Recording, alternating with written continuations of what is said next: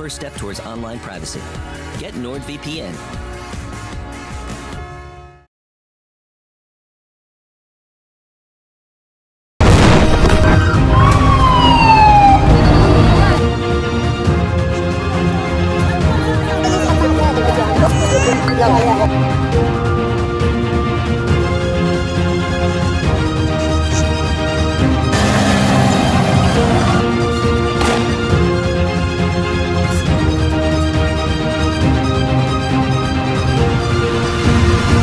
The world has failed, I tell you. The world has failed yet again.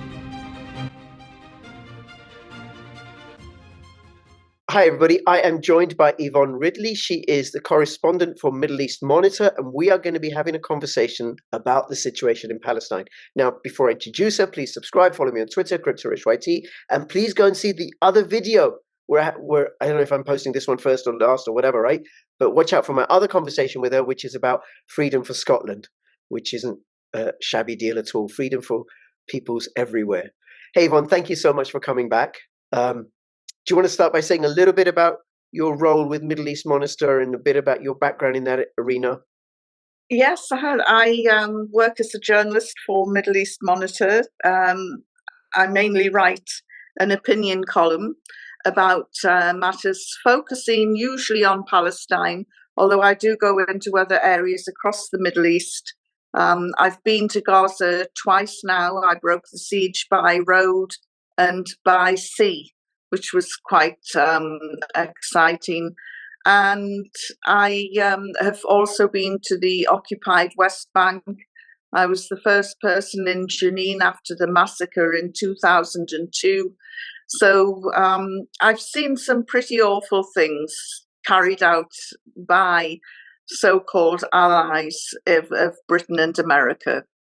Okay. All right. Well, thank you for that. We're recording this on Tuesday, the 30th of January at 9 p.m. in UK time. And I'm saying that because things move so quickly. I think a few days ago, we had the ICJ ruling. There was the way the mainstream media misrepresented it. So what's your read on how it's going? I know people are being killed. Women and children and civilians are being killed. But how do you think it's going? Are Israel accomplishing their objectives? Are Hamas accomplishing their objectives? Well, I don't believe that Israel is winning the war. And I don't believe Hamas is losing the war. Hamas just have to keep on surviving to consider a victory over Israel. And Israel's mission, which was a ridiculous mission after the events of October the 7th, Israel's mission was to totally eradicate Hamas. And you can't kill an idea. But so they've set themselves this impossible goal.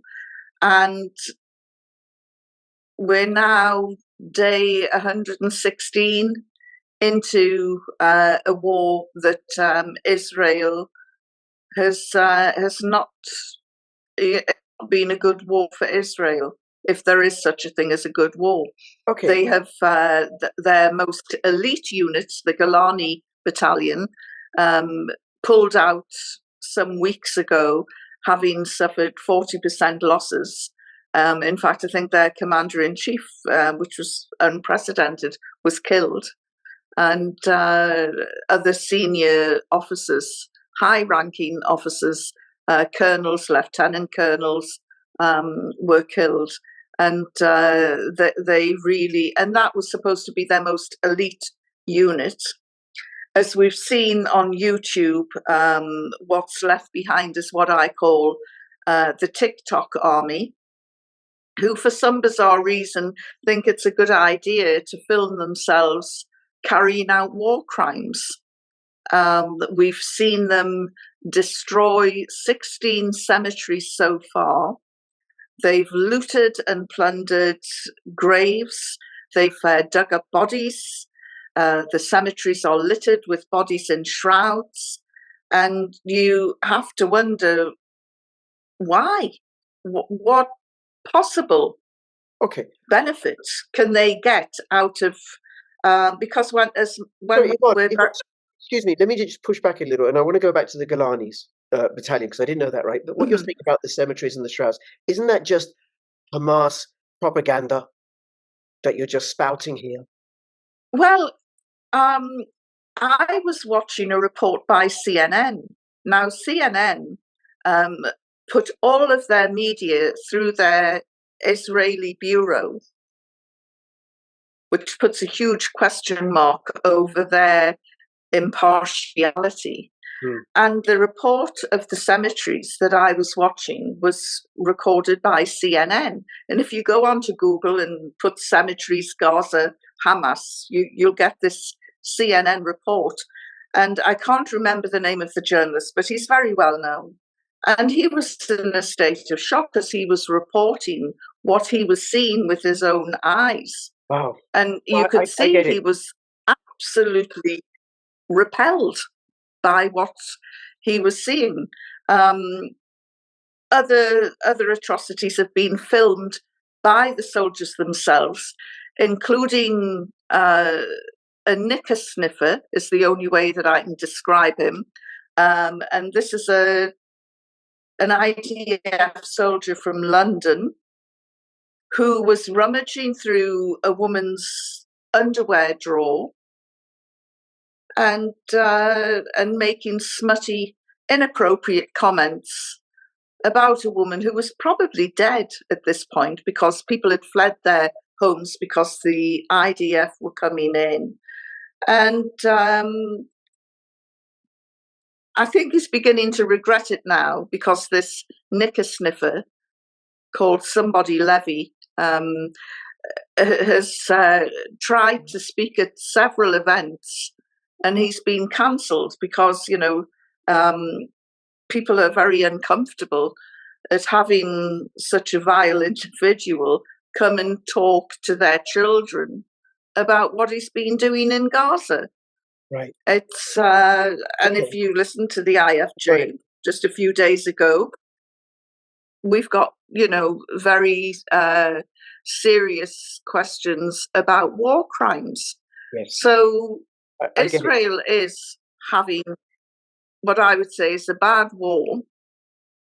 But just as things start to seem to be turning in the favor of the Palestinians, the West has turned round and withdrawn funding from the UN refugee agency, which looks after the Palestinians.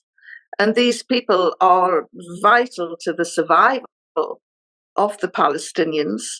And Britain, Germany, Italy, the Netherlands, Switzerland, Finland, Australia, and Canada all ran behind the United States and said, we're withdrawing funding because Israel says that these UN employees on the ground have been helping Hamas during the October 7 atrocity. Now, when you look more closely at this, we're talking about a dozen possible rogue employees. At the moment, we're just taking Israel's word for it, and Israel is a liar, as we've also seen. But so because of that, millions and millions of pounds worth of funding, which is so desperately needed to keep the Palestinians alive, has just been withdrawn. And Antonio Guterres, he's appealed to these dirty dozen countries, as I would call them, to return the funding to the UN Relief and Works Agency for Palestinian refugees. It's got some very awkward sounding name called UNRWA. Yeah, and yeah, and UNRWA has sacked the rogue employees. What more can they do? We live in Britain. The behaviour of the Metropolitan Police is notorious. More than 150 of their officers have been convicted, found guilty of committing crimes about 50 of them have been sex crimes and rape. So really serious crimes. But we haven't defunded the Metropolitan Police. It would be crazy to do so. It would endanger lives of Londoners. London would have no law and order. And again, with Lucy Letby, that vile nurse who was convicted of killing 8 babies in a maternity unit. We didn't defund the NHS because of her actions. Yvonne, I got it. I absolutely got it. Thank you for saying that. Thank you for saying that. And it is an act of war by the so-called democratic humanitarian West, that's where I see it, depriving of food. But then you and I know that the British and the Americans, European colonialists have done that before in the past. I want to go back to the Golani battalion. So you say 40% of them they've lost 40% of their their force. How? What happened? What are the tactics that the Hamas are using? Right. Well, Hamas has 3 wings. It's got its political wing, it has its welfare wing, and it has its military wing. And they have this military strategist called Mohammed Diaf, who has worked for the last 2 years at least on planning October the 7th. And they have obviously gone into every type of scenario. And they've obviously thought, right, we'll break out in a dozen or so areas with the specific aim of kidnapping Israelis to use as hostages to get out our own people who are being held in Israeli prisons without charge, without trial, in this administrative detention, which is illegal under international law. So and they've obviously sat and thought, right, if we do that, what will Israel do in return? Well, we always know that the Israelis will really go over the top and react. And taking a 9/11 style attack, which is what the Israelis feel has been done to them, Hamas knew that the reaction would be way over the top. And so they planned a military strategy around that. And of course, they've got this network of tunnels. Tunnels are very good for repelling drone surveillance. And you know, Israel has forced Hamas underground out of necessity in exactly the same way as the Germans forced the Jews underground in the Warsaw Ghetto, where they had tunnels as well. So tunnel warfare is nothing new. The Jews were doing it first in the Warsaw ghettos. So they've planned this right down to the last detail, which is why, as far as I can ascertain to date, there have been no Hamas military commanders captured. You know, I think in the first week of the war, the Western media were pumping out all of this SH-1T from the IDF PR machine saying, oh, we've got the Hamas command unit cornered. They're sitting like rats, hiding, and we're inches away from them. They're trapped. And then we heard nothing more because it was just a lie. They haven't. The only commander that we know that they have killed was the Hamas commander in Lebanon, and he wasn't hiding. In fact, what was interesting about his assassination was that Israel took great delight in filming this missile or surgical strike, taking out this one Hamas commander, who, as it turns out, was one of the chief negotiators on the ground for Hamas to release the hostages. So that was a bit of an own goal. But the fact that they made such a play of, look, we're after this guy, watch us take him out. This is a surgical strike.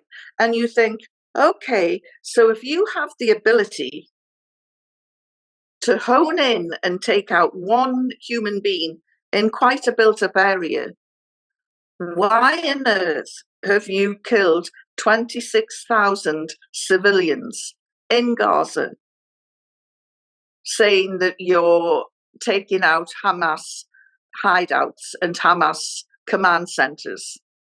Because there's been no surgical strikes in Gaza. They have hit schools, hospitals, mosques, ambulances, fleets of ambulances, Palestinians waving white flags in surrender. And what we have seen is what the IFJ is now investigating and say it's seriously considering war crimes. And of course, the Western reaction to that has been to punish the Palestinian people by defunding UNRWA. It's obscene that these countries in the West, considered by many to be beacons of human rights, have turned viciously and malevolently on these unarmed refugees who are starving to death on their watch. And I'm not sure if the global South will ever forgive us. No, it seems to me like Israel is losing. Israel will lose. And the West is losing. Okay, Yvonne, I want to move it on a bit because I want to take advantage of your expertise and insight in this area. What about Israel's relationship, what it's doing in Syria and Hezbollah? Why are they? Haven't they got enough trouble dealing with Hamas? Then say, okay, we're gonna poke Hezbollah, that wasp's nest. They've already lost to Hezbollah twice, I think, and then the continuous bombing of Syria, and then if you want to bring in also the Houthis and what they're doing and how they're showing the impotence of the United States and the UK. Please comment on that. The Houthis are an interesting one. They're also showing the impotence of the Arab world. Right across the Arab world, the Arabs, ordinary people in the street, they support the Palestinians. Unfortunately, their leaders are too busy belly dancing in front of America, trying to get arms from America. Saudi is desperate to get nuclear power, God forbid, in Saudi. And so the Arab leaders are acting in quite a different way to their own people. And, they're trying to tell their own people, well, there's nothing we can do. And then you get these little Houthi rebels firing missiles across the Red Sea and into targeting the two big American armadas, which quite frankly are sitting there like targets. They have no way of repelling this. So you've got them sitting there exposed like great big targets for the Houthi rebels. As far as I'm aware, until yesterday, they haven't killed anyone. But I think they sent a missile over into Jordan and killed 3 American soldiers. And that has escalated the stakes. And of course, as soon as this drone attack was made in Jordan, the Americans said, yes, we have evidence that this is an Iranian drone. So therefore, this has come from Iran and we will be taking it out on Iran. And it's like, whoa, hold on a minute. These Houthi rebels are masters of themselves. They don't take orders from anyone, and certainly not Tehran. They act out of their own way. They don't take orders from Hezbollah. They don't take orders from Tehran. They certainly don't take orders from Assad. And for some reason, America now wants to really open up the war and target Iran. Well, Iran, unlike Iraq, when America went into Iraq, Iran is armed, is dangerous, and if they unleash the anger of the perceived Shia crescents in the Middle East, I'm not sure where it's going to end. And why Israel is fueling all of this. The Arabs have a great word called fitna, mischief. Why the Israelis are fueling all of this mischief is beyond me, because Israel isn't the size of a South African game park. It's not in a position to really have a war with Hezbollah, with Hamas, with Syria, ultimately, possibly with Russia. And, you know, the Israeli army, as we've seen, are nothing like the soldiers from the 1967 war. Yeah. These are weekend warriors who have been the butt of many jokes. I don't know if you know Scott Ritter, the former UN weapons inspector and former Marine, and he is derisory about the abilities of the Israeli army. You know, as far as he's concerned, they're fighting like a bunch of old women, and they're not very good at. They've got top dollar weapons. They've got the world's fourth largest and most sophisticated army in terms of weapons and military might. But they're no good as soldiers, you know, weekend warriors who are at the moment being held at bay by Hamas, which is not the best equipped army in the world, but they have planned everything down to the last detail You were and saying have that earlier. led. You were saying that earlier, and the same deal with the Houthis. So Houthis don't have very sophisticated weaponry, but what they've got and what Hamas have got, I think, and perhaps the 1967, 68 IDF had then, was a dedication to their cause, to their respective causes. And yes, and Iran is not like Iraq. Iran has hypersonic weapons, which the West has no response to. NATO and have been seriously degraded by giving away all their weaponry to Ukraine in complete tragedy. And meanwhile, Russia's just, I suppose, doing what Hamas is doing. They're just hanging out. We're going to survive. We will prevail. And Hezbollah, my understanding, they are something else.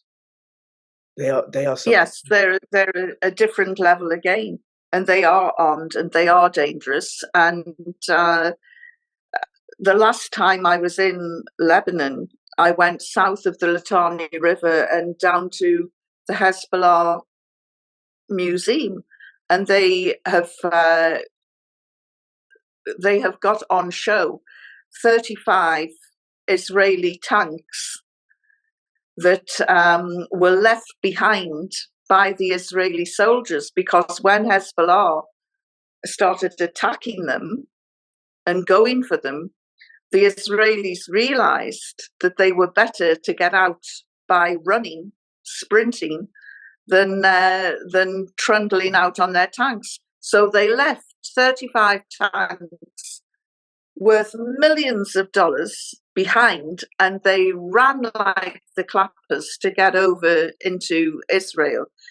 And this museum is just dedicated to the humiliation of the Israeli army.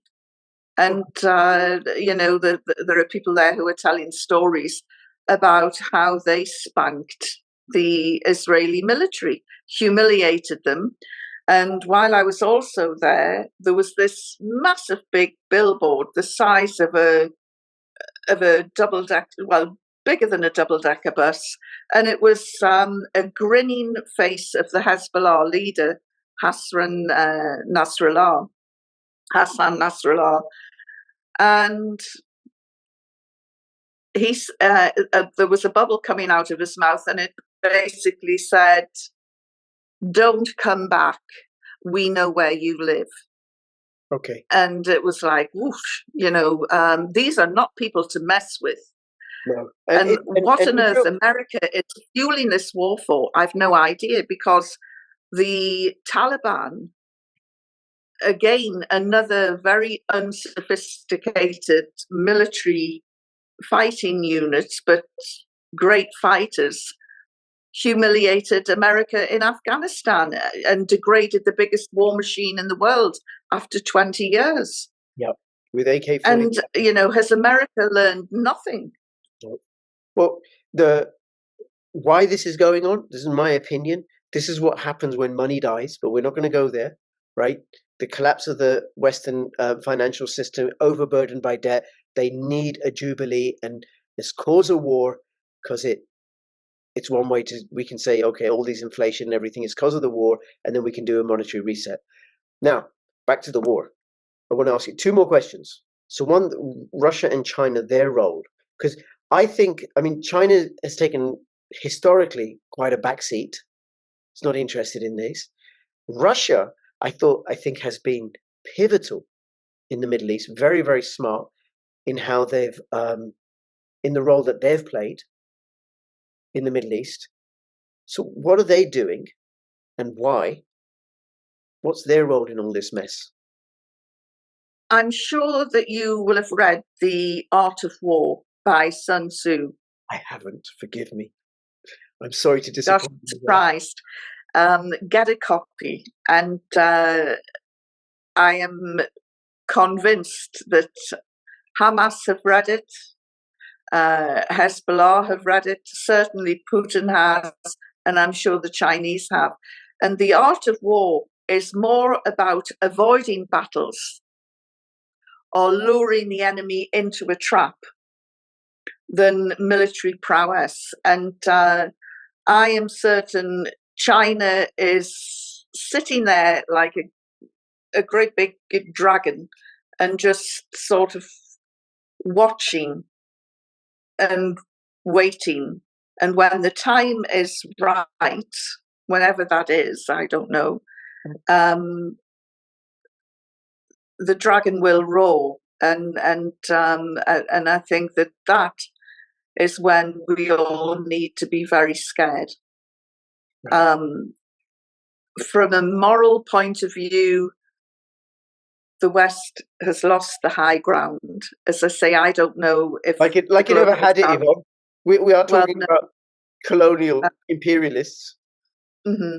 I just don't know if the global South will ever forgive us. I look at my passport in shame. It's a means for me to travel around, but I don't take any joy in producing it at checkpoints. And I do feel as though people, especially in the Arab world, look at you and just think, really?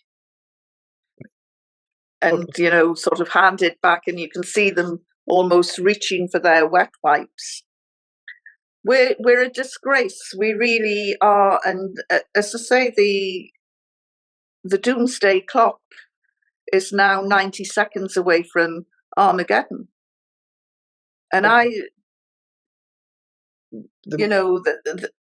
not the next generation, but the generation after are going to be saying, what the hell were you lot doing? Yes. Well, Yvonne, I think I have perhaps a more positive outlook. I think we are going through momentous changes in the world that'll take a few years to play out. But I think on the other side of it is something much, much better: greater decentralization, greater autonomy, greater freedom and peace, the end of the Western hegemony, and the creation of a I hope so, Rich, because it'd be nice to end this on a high note. Well, I want to talk about Israel. And what do you see as the long-term consequences for Israel? I think that the Zionist project will have failed, and the only person or people to wipe the Zionists off the map will be the Zionists themselves. That's not the Jews, that's the Zionists, which is the political ideology.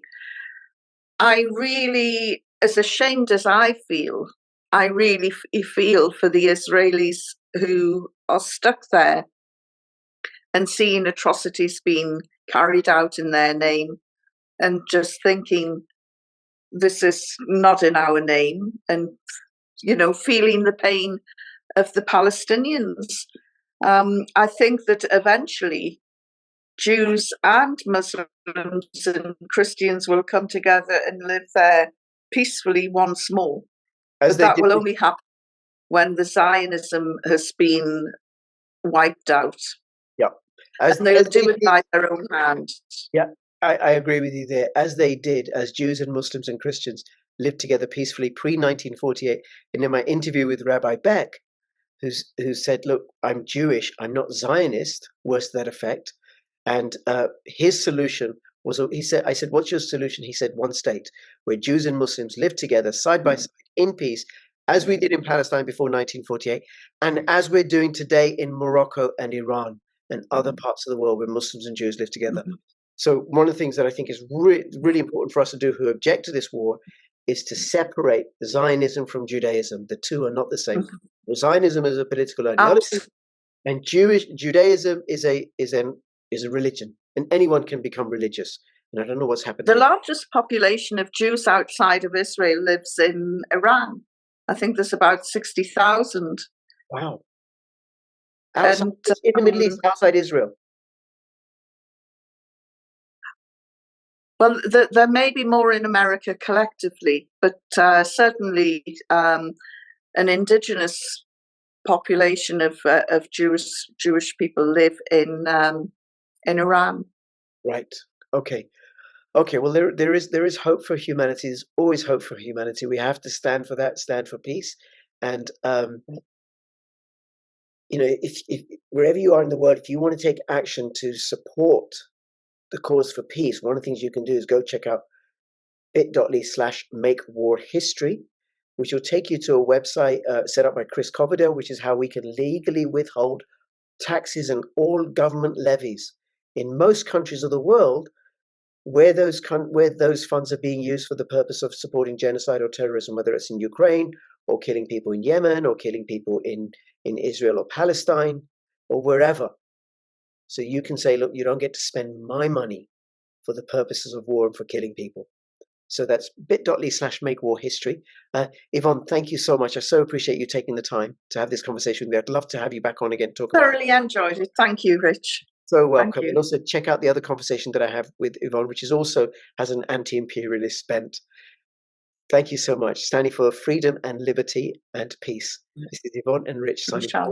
Bye-bye. Inshallah. Bye.